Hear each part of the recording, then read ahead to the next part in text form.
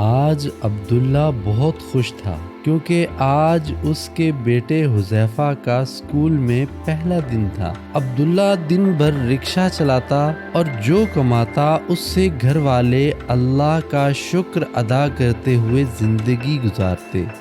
عبداللہ ان پڑھ تھا، اسے پڑھنا لکھنا بالکل بھی نہیں آتا تھا۔ اسی وجہ سے وہ چاہتا تھا کہ اس کا بیٹا تعلیم حاصل کرے اور علم کے ذریعے پوری دنیا میں دین زندہ کرے۔ عبداللہ نے سب سے پہلے مسجد کے امام صاحب جو عالم دین بھی تھے مشورہ کیا کہ عبداللہ کی تعلیم و تربیت کس طرح کی جائے۔ امام صاحب نے عبداللہ کو مشورہ دیا کہ سب سے پہلے حذیفہ بیٹے کو کسی اچھے دینی ماحول والے اسکول میں داخلہ دلوا دو، پھر کچھ عرصہ بعد جب حذیفہ بیٹا اچھی طرح پڑھنا لکھنا سیکھ لے تو اسے کسی اچھے مدرسہ میں حفظ قرآن کروا دیا جائے۔ عبداللہ کو امام صاحب کی باتیں بہت اچھی لگی۔ وہ امام صاحب سے اجازت لے کر گھر آیا اور حذیفہ کی والدہ کو امام صاحب کی کہی ہوئی باتیں بتائیں۔ حذیفہ کی والدہ ایک سمجھدار خاتون تھی، وہ بھی ان باتوں پر عمل کرنے کے لیے فوراً تیار ہو گئیں۔ عبداللہ گھر کے قریب موجود اسکول گیا اور حذیفہ کا داخلہ اسکول میں کروا دیا۔ آج حذیفہ کا اسکول جانے کا پہلا دن تھا۔ ایسے لگ رہا تھا کہ عبداللہ کے گھر میں عید آ گئی ہے۔ سب گھر والے خوش تھے کہ آج حذیفہ اسکول جائے گا۔ حذیفہ کو اسکول کی نئی یونیفارم پہنائی گئی۔ امی نے جلدی سے لنچ باکس میں حذیفہ کا پسندیدہ کھانا رکھ دیا اور حذیفہ کو پیار سے سمجھایا کہ دیکھو بیٹا، جب کھانے کا وقفہ ہو تو ہاتھ دھو کر بسم اللہ پڑھ کر سیدھے ہاتھ سے کھانا کھانا اور اپنے ساتھیوں کو بھی کھلانا۔ حذیفہ میاں اپنے ابا کے رکشہ میں بیٹھ کر اسکول پہنچے، لیکن یہ کیا، جیسے ہی عبداللہ حذیفہ کو اسکول چھوڑ کر واپس آنے لگا، حذیفہ نے رونا شروع کر دیا اور اس زور سے رونا شروع کیا کہ عبداللہ کو اسے واپس گھر لانا پڑا۔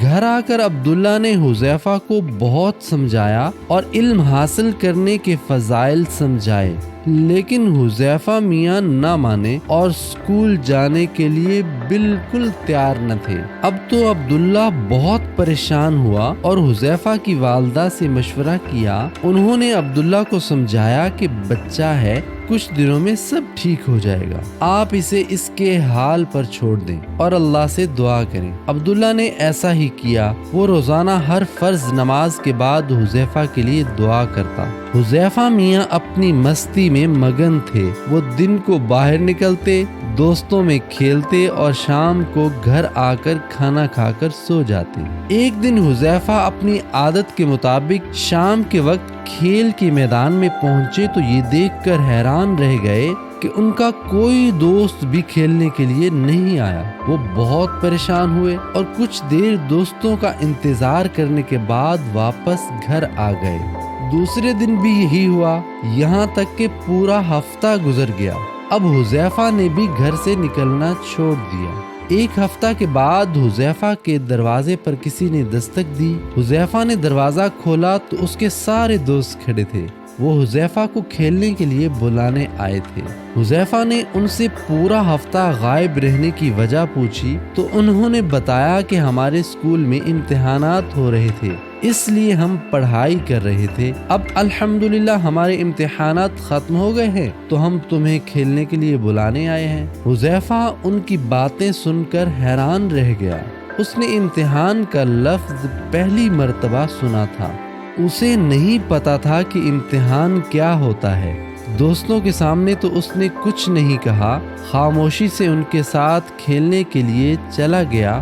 لیکن جب شام کو وہ کھیل کر گھر واپس آیا تو رات کے کھانے پر اس نے عبداللہ سے پوچھا کہ ابو جان، یہ امتحانات کیا ہوتے ہیں؟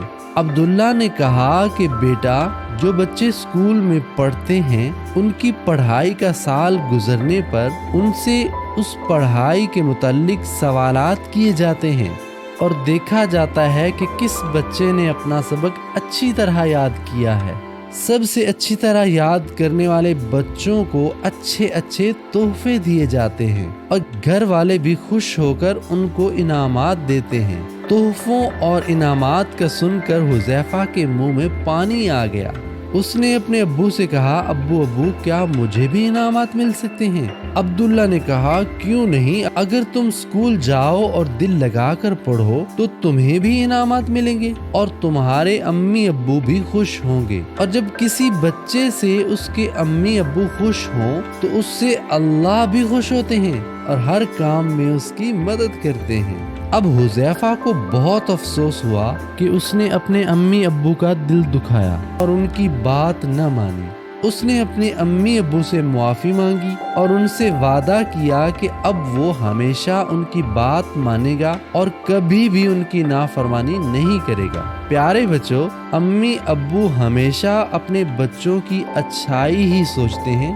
ان کی چاہت ہوتی ہے کہ ان کا بیٹا یا بیٹی دنیا و آخرت میں کامیاب ہو جائے، اس لیے کبھی بھی ان کی نافرمانی نہیں کرنی چاہیے، اور اگر کسی بات پر امی ابو ناراض ہو جائیں تو فوراً معافی مانگنی چاہیے، کیونکہ جس سے اس کے امی ابو ناراض ہوتے ہیں اس سے اللہ بھی ناراض ہو جاتے ہیں۔ پیارے نبی صلی اللہ علیہ وآلہ وسلم نے فرمایا ہے، سخط الربی فی سخط الوالدین، یعنی والدین کی ناراضگی میں اللہ کی ناراضگی ہے۔